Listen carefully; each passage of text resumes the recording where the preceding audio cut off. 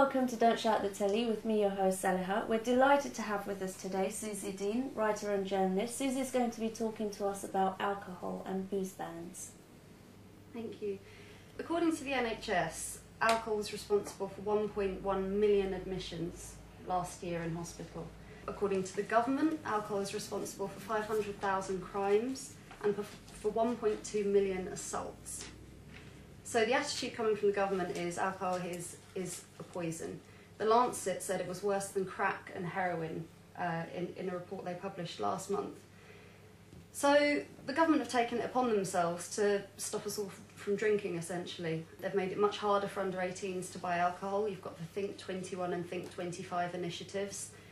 They've said that we should be counting our units when we go out drinking. There are posters on the back of all the toilet doors reminding us that we should be drinking water and we should be eating while we're drinking. But I have a real problem with this. I have a real problem with the supposed statistics which are being bandied about. And also I've got a real problem with some of these initiatives that the government and Drink Aware and Alcohol Concern have been pushing at us. Firstly, on the statistics, did you know last year we consumed less alcohol than in any time since 1948. We're drinking far less than we have done at any other point in the last 60 years. In fact, not since 1948 have we drank this little. The National Statistics Office found that now nearly 50% of 11 to 15-year-olds have never tried alcohol. Even in 2004, that was kind of 35%. So you've got this very contradictory thing where in reality we're drinking less, yet we're being told we're drinking much more and we're really damaging ourselves. So I think there are two weird things about the statistics that the government is telling us, 500,000 crimes and 1.2 million assaults. The first is that takes individual responsibility out of the equation, because far from seeing the individual as being responsible for their actions when they've had a drink, they're blaming it on the alcohol. Now, excuse me, we don't all go out and commit a crime or assault someone when we have a drink. The responsibility has to lay squarely with the individual in that situation. So that's the first problem with it. The second is they say interesting things like related to alcohol, or that there was somehow alcohol in the situation, which is why you get these bizarre 1.2 million kind of statistics. So this could mean you could walk into the pub with your friends, you could trip over a chair leg, fall over, break your leg, but they would say that's an alcohol-related crime. That's despite the fact that you may not have touched a drop of alcohol. So you've got to be really careful with the way these things are presented to us, which is why I would say the more realistic number is the one where you look at, well, how much are we actually consuming? That's a far better indication of consumption. The second problem I've got with these kind of posters and awareness campaigns is that they essentially treat us like idiots that don't know ourselves when to stop. It doesn't matter how old you are. What really tells you when you should be stopping drinking is yourself, it's your own experience. You know in the past that when you've had your third glass of wine, you've felt really terrible the next day, so you tend to stop at 2. Equally, you might be all right on 8 pints, and after that, you say to yourself, you'll stop. So what this is doing is instead of you deciding for yourself how much you should be drinking, there's a constant message, no, you should only be having 2 small glasses. When really, actually, if you have some self-respect, if you actually believe you're an adult, then that's your decision to make up your own mind when and how you decide to drink. The other problem is that it takes social etiquette out of the equation. So what normally happens is you're with your group of friends and you decide yourself what time you start drinking, what kinds of things you drink, when you decide to stop. If you look at kind of social trends, 50 years ago it would be quite normal to have an alcoholic drink at lunchtime in the workplace. That doesn't really happen anymore because socially it's just phased out. It's not something we do. With these kind of messages, the posters on the back of the toilet door, it's essentially saying that we can't regulate each other either, which I think is really sad. I'd just like to finish by saying I think it's a real mark of civilised society that we do drink with each other and that we do socialise over a bottle of wine.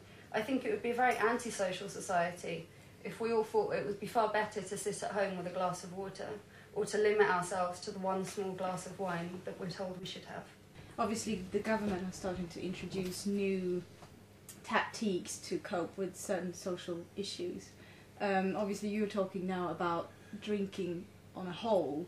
I think we are going to talk also about bans and different the actual tactics that are being used, as in raising prices for alcohol, like the lower prices, and also banning public drinking. I wanted to ask you what your opinion is about how that actually deals with the issue itself. How does these bans and how does this actually deal with the fact that some people are actually drinking too much and have problems with that? Well, alcohol pricing is really interesting, isn't it? Because alcohol is, we're told, is cheaper than it ever has been. You can probably believe that, actually. Yet, statistically, we're drinking much less than we ever have done. So this idea that because alcohol is cheap, we're all drinking loads of it, doesn't particularly ring true. The broader problem, I think, with alcohol pricing is it just penalises poor people. I mean, it doesn't matter for someone that's well off whether or not alcohol is twice the price it is.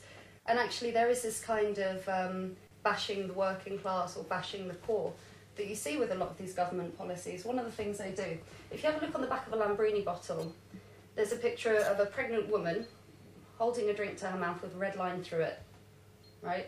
Whereas on the back of a nice malt whiskey, you just have 40%.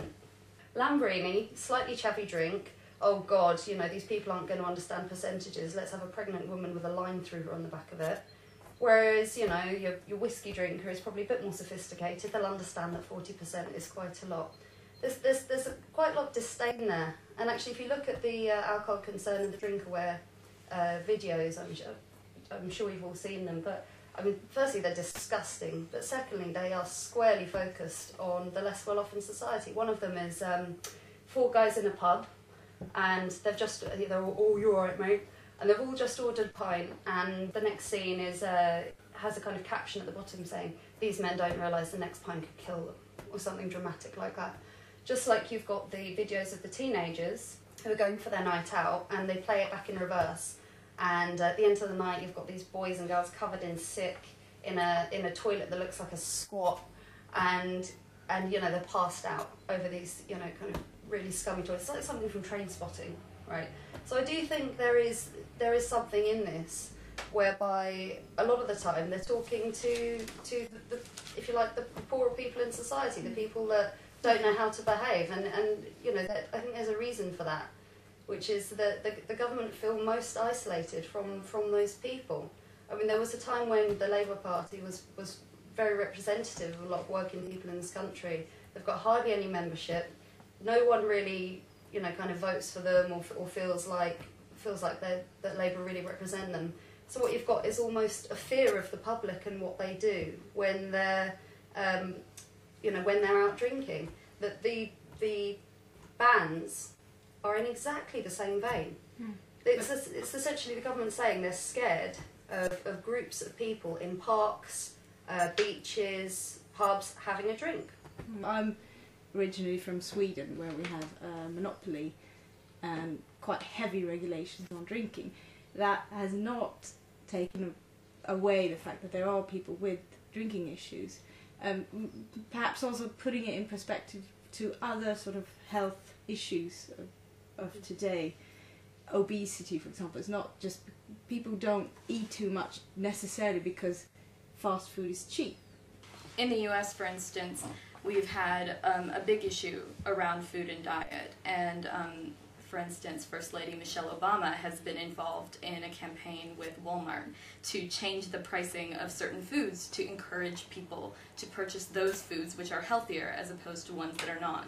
So I think this begets this whole other question of nudge theory and how much other interference are we allowed to have? Is it okay if the state sort of intervenes and helps us make better choices? Is it okay for the state to do it? Is it okay for corporations to do it?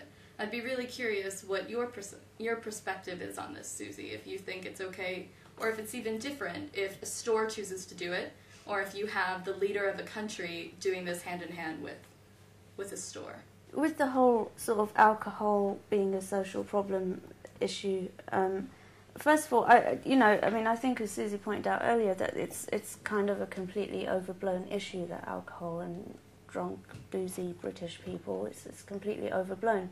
But it's also quite problematic to just demonise alcohol in the first place and to make alcohol into the social problem. You know, I'm not trying obesity to make alcohol a bigger problem than any other social issues. I'm just actually stating that it might be misused. I'm not trying to make it into some sort of demonised issue here. Suzy, I was just going to say, personally, I really agree with what you're saying. On one hand, with the heavy regulation and, you know, this kind of nudge theory aspect of choice, you know, subtly being told we shouldn't drink too much. However, there's 2 points I've been thinking about. First of all, regarding statistics, and, you know, funnily enough, I do agree that statistics can be bandied around too much, so I do want to pick up on one of your reports that you wrote. It was when you were talking about that the BPPA saw the sharpest decline in alcohol consumption since 1948, based on you know, tax figures. So I think, okay, on the national level, yes, then there is a reduction, and maybe that's true. That's fine. However, you know, just because there is a national reduction, that doesn't mean that the people who are drinking, you know, that those levels have gone down. I feel that it's a bit flawed to actually equate national statistics as, oh, you know, overall we've gone down, maybe because of the nudge theory, but then with individuals, you know, to sort of breathe more with Maya, you know, you can't, I don't think you could ignore that the individual level of consumption is not necessarily, you can't equate that being that it's actually gone down just because nationally it's gone down. And also with advertising, you know, I've been aware of speaking to somebody and they were saying how, you know, they've been involved in marketing, and obviously, you know, the booze ban, which I do again personally think was, you know, maybe a bit heavy-handed. You know, that's not going to solve the issue with any anti-social drinking. But at the same time, a government sanction is advertising, and the drinks industry, beverage industry are advertising and have the regulation. So I kind of see where you're coming from, that there is a regulation, but then at the same time, the advertising have still got that, they want to make people drink, and they don't care whether, you know, people are socially drinkers or booze drinkers. So it's just, I think what I'm trying to say is that, okay, you're right on one hand, but on the other hand, you have to look at the advertising industry, and that we're not as free as, you know, we'd like to. We are free to a certain extent, but we are still influenced by other factors. Okay, so what would I do about the problem? And I think it's fair to say that actually younger people aren't drinking quite in the same way as older generations did when they were younger. And I think the reason for that is because we've become far stricter about letting under 18s and under 21s into pubs and clubs. I remember when I had my first drink, I was 15. I thought I was being really clever, and I could sneak into the local pub. And I replicated the behaviour I saw there, which is, it was all about holding your own, not really showing you're drunk, having a good time with your friends, but certainly not throwing up or starting fights or anything like that. I think one of the problems now, where pubs are really punished for letting under 18s in, is that they don't.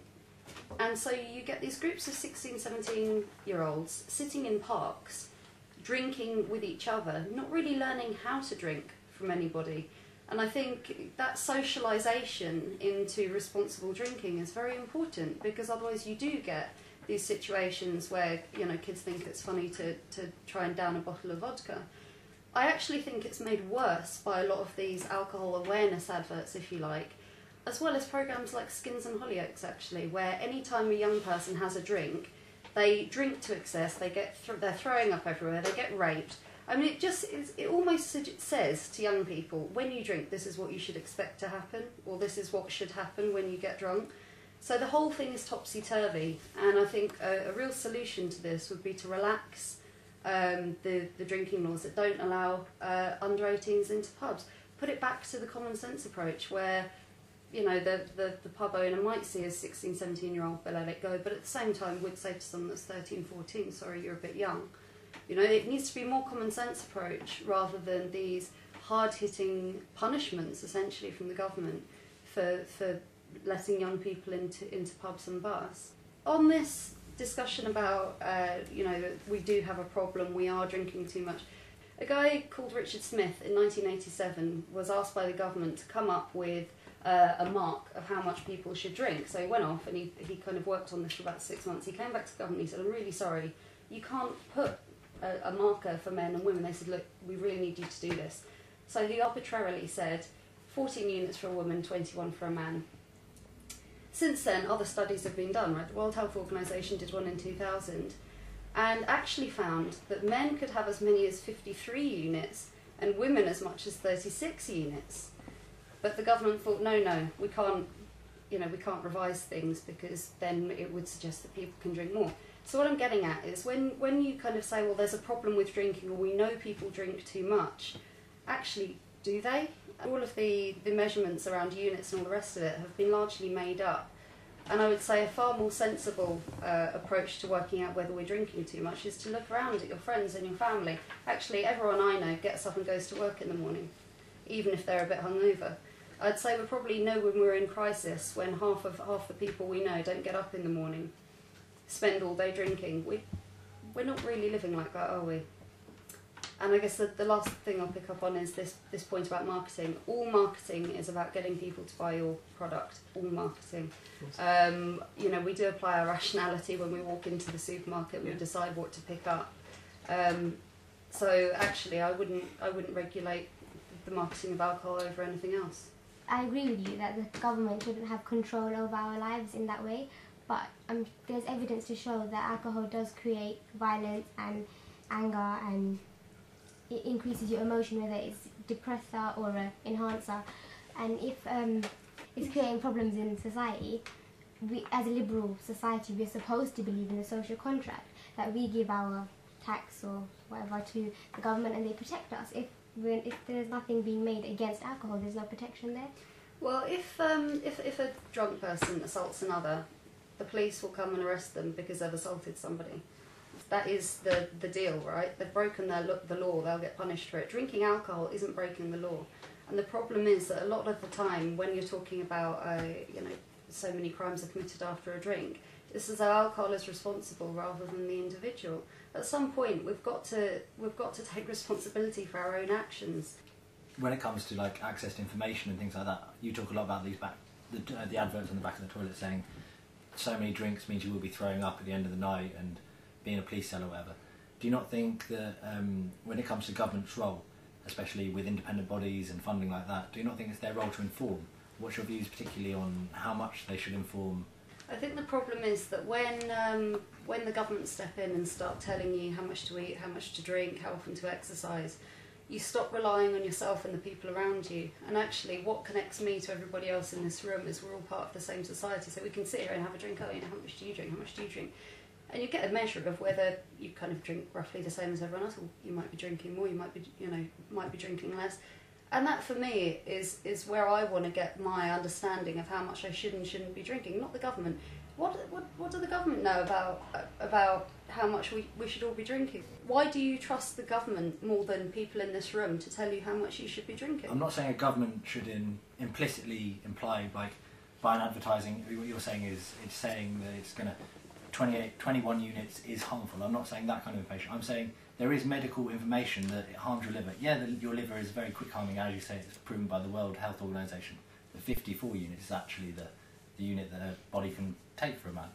But when it comes to how much information that should be shared, do you think the government should take a complete step back and let it by? Because it's a lot of its medical independent bodies that are completely independent from the government providing information. What's your actual opinion on the information side? Because you've got to have some information from the government because they are providing, through independent bodies, they are providing the society with information, not necessarily a blanket of it's bad. If you are drinking so much that you've got a problem with your liver, you'll go to the doctor and he will soon tell you that you are drinking so excessively you're giving yourself liver damage, right? So that is the time at which you would want to know, right? You would want that information. Do you not feel like people should be allowed to know before that? I don't think people give themselves... To get liver damage from alcohol is very, very difficult. I think you would know, your friends, your family, your peers would soon tell you if you were drinking to excess long before you had liver damage. What I'm getting at is you don't need information about liver damage, right? You need a strong network of friends and workmates and colleagues around you who are going to say, do you know what, I think you're drinking too much. What about those people who don't have that? Not everyone has that. For instance, homeless people. Or someone homeless people have got bigger problems than drinking. Someone without the safe network that they can gauge and inform around for their own things. I'm not saying people are stupid, but I'm saying the people that need the information, or the information should at least be made accessible for them to have that kind of information, engage it themselves, so they're using their own self-autonomy. But do you not think people should be, if the medical experiment is done, it should be given? Nobody lives in a vacuum. Nobody lives in a bubble. We all live as part of a society, right? Even your homeless guy, right, is gonna know people. Is gonna talk to people. I agree that the thing behind the toilet door won't really change much. Like, I think it probably not many people will read it and really think about it so much when they're just dancing and having fun in the club. But do you not think the government, because our society is constructed as it is, and so we live in a society with supposedly a welfare state, the government should have a role in engaging with the underlying causes for binge drinking and stuff like that? So obviously inequality and lack of opportunities, and I guess like working towards making sure that everyone can be happy and doesn't need to forget about all their problems with alcohol. I mean, I think there's two things. Firstly, on this idea that, well, the NHS is a very expensive service and people should take responsibility for themselves, and they shouldn't be going to the NHS with alcohol problems because it's self-inflicted, and why are all the taxpayers paying for these stupid, idiotic, drunk people who can't manage themselves? Right, the problem with that is that the NHS is a service paid for us, right, collectively, and it should be used by us however we see fit. So yes, it's not ideal if there are really this many admissions to hospital because of alcohol, which I doubt anyway. But at the same time, the whole point of having a welfare state, as you put it, is that it's orientated around people's needs. What happens now is increasingly we're being told to orientate ourselves around the service, which is wrong. Because if you're going to start going down that road, well, actually the government already have, where they're saying, well, we're not going to treat people who are obese, we're not going to treat smokers, we're not going to treat drinkers.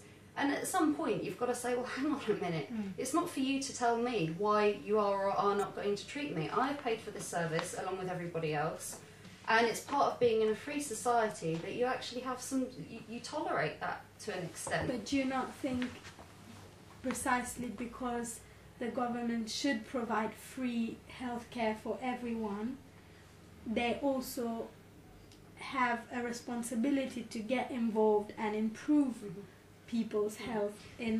We should be really clear about something. The government don't provide us with anything. We provide ourselves with things, right? So no, they haven't got a right to tell us what to do with it. But through a structure. Where you're talking about the social inclusion and the opportunities and I tell you what, the government should be thinking about those things, but they shouldn't be trying to correct the world's problems or the UK's problems by telling us as individuals what we should be eating, smoking, drinking, right?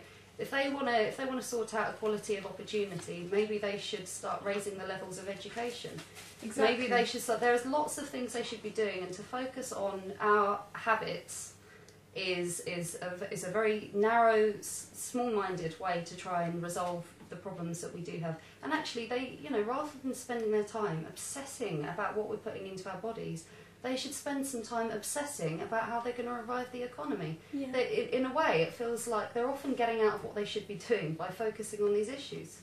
But so you are, I just wanted to understand whether you think the government needs to play a role that will eventually also, that in theory should have an impact also on our habits, in a sense. No, I mean, we're living longer and healthier than ever before. The average age for a woman to live now is into her 80s.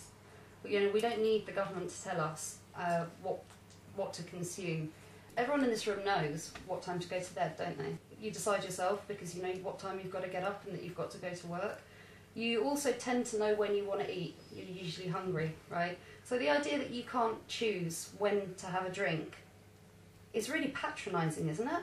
Don't you think it's slightly patronising that you have complete control of your lives, you run a job, you might live with mates, you've got a lot of responsibilities, yet, sorry, you can't decide for yourselves when to have a drink?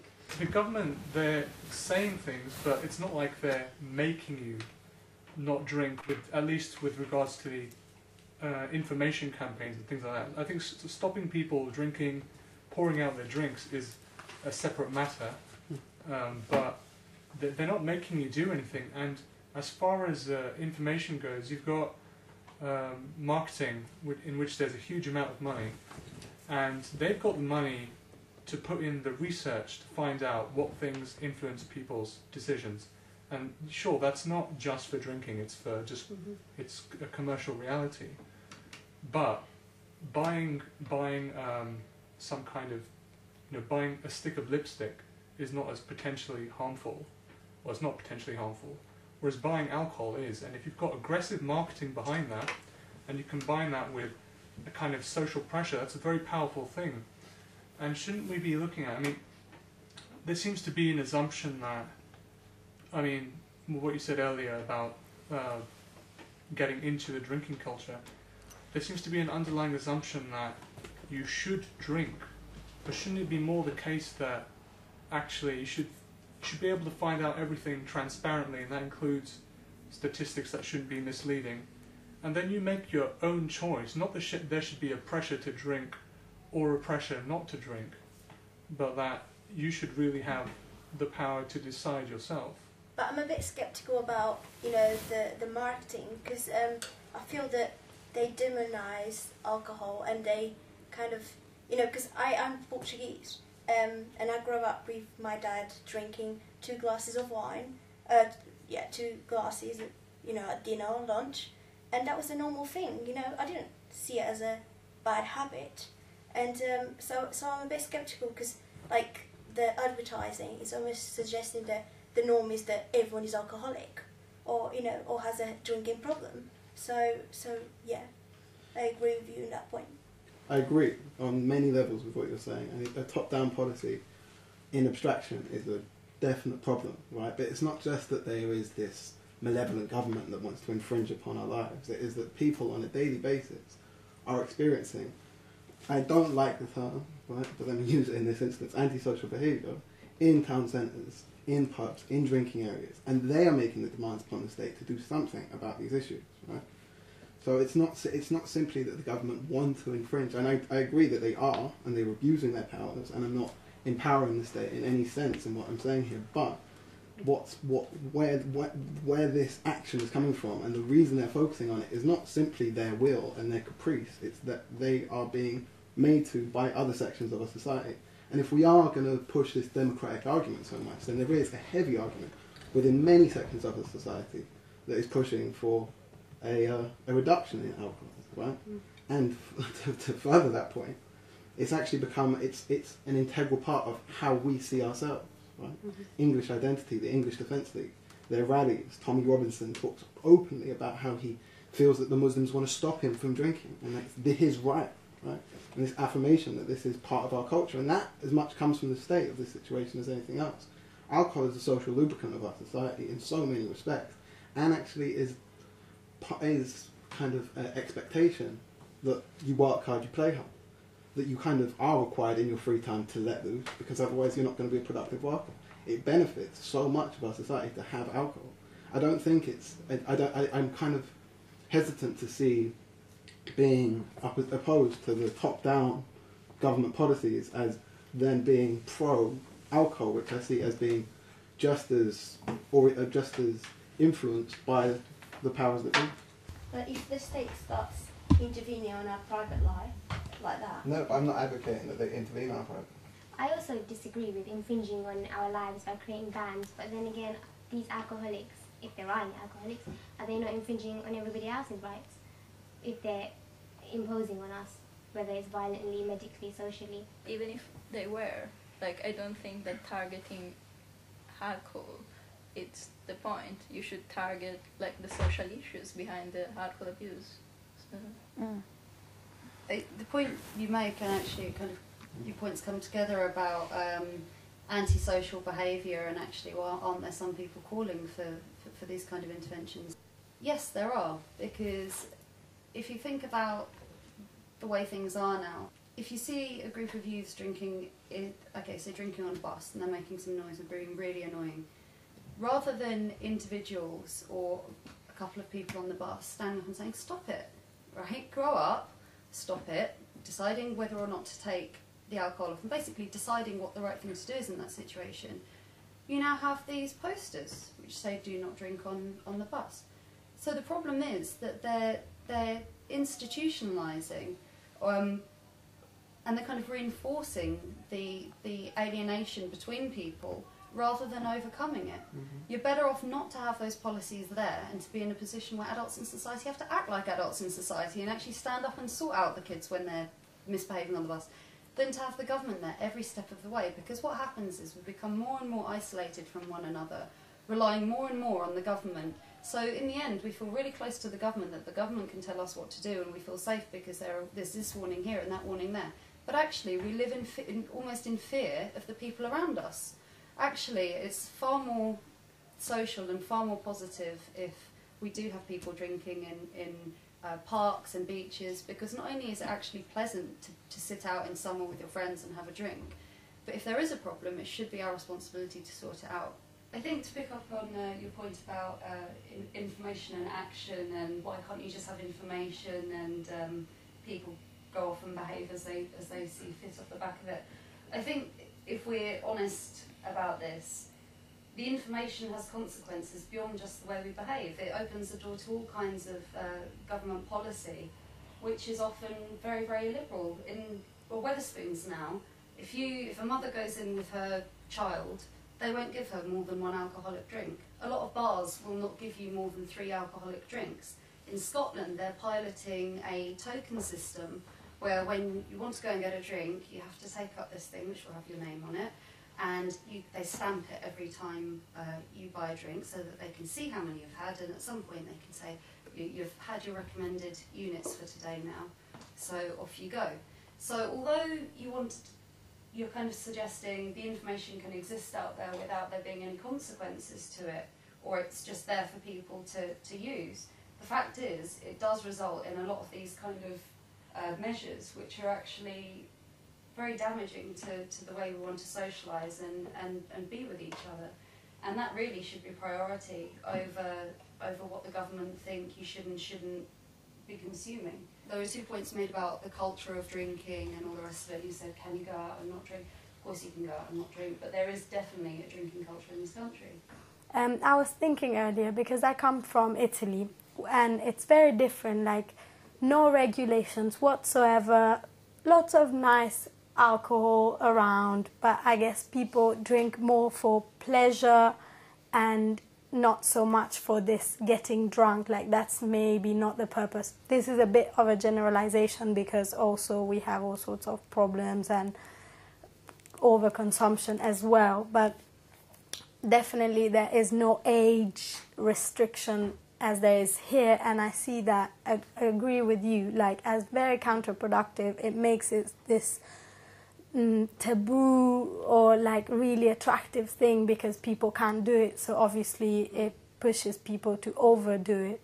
But then when I moved from Italy to here, I was quite like just not shocked, but I guess I did realize there was a big difference in the way people drink. And to me, without wanting to sound too moral, I drink and I like drinking, but I think we should engage with the fact that it is, as many other things that should exist in society, something that needs to be taken with moderation and awareness, because it shouldn't be the only way we're able to socialise or things. Yeah, but the reason why people drink is because when you've had a drink, it is easier to socialise. Right? I know when I have to go to one of these horrible networking events where I don't know a single person in the room, a glass of wine is good because it helps you relax. It makes, people drink for a reason. It is easier to go out with your mates and to chat up a boy or a girl when you've had a drink. I mean, it is a social lubricant. That's its function. That's why when people get together in pubs or cafes, they consume the stuff. And I don't know why we're ashamed to admit that. In different countries, different things, different social lubricants, hold the #1 spot. It sounds quite shocking to hear, but in Iran, a lot of adults smoke opium because they don't drink. at the forefront of this discussion has always got to be people are capable of deciding for themselves what to put in their body. And if you approach this discussion with, well, no, some things are good, some things are bad, what you're saying is you don't trust your fellow peers and people around you to make these judgments for themselves. I don't think there is a campaign against drinking. I've grown up in this society. I'm 23 years old. It's not at all like I've been that alcohol has been villainized to me. It's been propagated. It's, as you said, right? You're considered weird if you don't drink. I went through a stage where I tried to abstain. My brother is a revert to Islam. I see it on a daily basis. The isolation, the social isolation of not being a drinker in our society. It's so problematic that we're so insular about ourselves, and it's such an integral part of our national identity. No, but like when you go out to a club at night, there are, you know, like Suzy said, there's the posters and everything else. I mean, even when you go to buy alcohol at the supermarket, you regularly get ID'd if you look under 25 buying a drink as though you're doing something bad. I was a student, it was my first year, and I think it was like my second week, and we were all drinking in the bar, and I went to the toilet and I left my drink with some friends. I came back and there was a swizzle stick in it that said on it something like, your drink could have been spiked. So I looked into this and I said, well, what the hell is this? They said, well, the Students' Union thinks it's very important to let you know that you shouldn't be leaving your drink with other people, and you shouldn't be leaving it unattended because someone will spike it and try and rape you. So that's the message they are giving first-year students at university, that there are people around you who are going to try and rape you, and that if you leave your drink alone, it's going to happen. Now, not only is that an absolutely terrible message to send to kids who are probably far away from home in their first year of uni, really looking to build up relationships with other people, but it's also fundamentally untrue. The police released a report 2 years ago. 120 girls in this one area had said they'd had their drink spiked and they'd been raped. So the police had done blood tests and everything on them. Only 2 of them had this drug in their system. So what I'm getting at is that these things do happen. You have got these kind of initiatives to raise people's attention to drinking and the dangers of drinking. But all it does is serve to alienate people from the other individuals around them. In my opinion, the whole debate revolves around one main point, which is to what extent the government can actually intrude in your own life, in your biological life, and in your disciplining all kind of stuff from health and what you eat, what you drink, what you smoke, and all that stuff. So, like, I can see that people can be concerned about consequences of alcohol abuse and people not being able to socialize in a different way. But at the same time, I'm quite scared about, like, leaving the government intrude so much, because I feel like this time it's going to be alcohol, but next time it's going to be something else, and then something else. Who draws the line? Yeah, I think I agree. Overall, I agree with you in the sense that sometimes we feel like we've been treated like kids.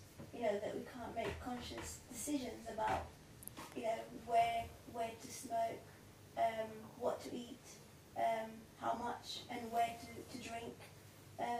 Although I also recognise that there are certain problems with excessing alcohol. But I do agree with most of your points that there's an over-regulation on our private lives, and that has been seen in the last decade with the Labour government, and now with the Conservative government as well, with the big society and all this idea that we have the powers now, but which in reality is not exactly true. So yeah, I agree with you most points. And I think the need for escapism and its importance within our society comes down a lot more to, it's an integral part of British society, is what I've tried to stress. Now, what I'm questioning and what I really would like to know from you is, given that you've said it is an integral part of our society, that you don't see it going anywhere, and that you want a more healthy understanding about it, and I completely agree with you on that. We agree that the top-down regulations and the government empowerment is deeply problematic, and there's no part of me that's saying that I agree any of the draconian measures that have come in and the erosions of civil liberties, but to critically reflect on alcohol culture, to wonder why it is the way it is, and to at least see it as problematic in so many respects, and to have a more reflective understanding of it, not a mass libertarian approach of really, and generalizations about how it doesn't really negatively affect other people. What's so bad about being drunk? I can tell you millions of things that's bad about being drunk, but I don't see the point. It's highly subjective and changes from person to person, area to area. You go to a town centre surrounded by villages, you're going to have, on a Friday and Saturday night, you're going to have a hell of a lot of people coming in to drink. Why is that? What are the social problems that emerge from that? I mean, it's a complex issue, as I suppose is what I'm saying. And if I've come across as negative towards drinking, I'm a drinker myself. I just drink in high moderation, and I do see a problem within my society with binge drinking, and its encouragement from the highest level, both within university level, from government, as I've tried to argue, and from people. I mean, I think, okay, so broadly people are saying they agree with, what you're saying, Suzy. But there's always a but in all the conversations, that we still have to recognise that alcohol abuse or whatever is a problem. It's a social problem, and we have to find a middle ground somewhere where to deal with it. And I think that's kind of you can kind of argue that's what the new coalition government says about nanny state kind of authoritarian illiberal laws that they say Labour brought into place, and so they want to deal with it differently. They want to stop this corrosion of our freedoms, and so they'll do it differently through these behaviour modification programs and things. And actually, what you have to recognise is when you do these buts and things like that is like the coalition government, they don't disagree with the illiberal laws and the intrusive nature of those illiberal laws per se. They just disagree with how they appear to be intrusive and will do it differently. And I think that's so. When we talk about these laws and stuff, it's not just good enough to say I disagree with these laws, but I think alcohol is a problem, and we are all. I think it's also about defending our subjectivity, our agency, and our ability to make choices. I think you make an important point about the way that people get initiated into drinking, or at least the way they used to. But I think that there's been a change in the way that happens very recently, probably maybe 10 years, maybe less, but certainly for our generation, people around university age now. And I think that to deny the potentially destructive power of that, or to deny that it can be a problem, is, or indeed, I mean, either extreme way, either the way the government seems to be handling things now, or going to the other extreme, is probably not going to get us anywhere. And I think it's more constructive if we have more open debates like this, and try and find maybe a truer position that isn't so extreme. Talking about nudge theory is really important and vital to how a lot of social issues are going to be constructed in the near future. What is really detrimental to hearing all of our private lives being talked about as social problems is that we don't get to actually have the conversation we want to have a conversation about, the one that you've been advocating for, that honestly we need to be able to say that alcohol is destructive sometimes.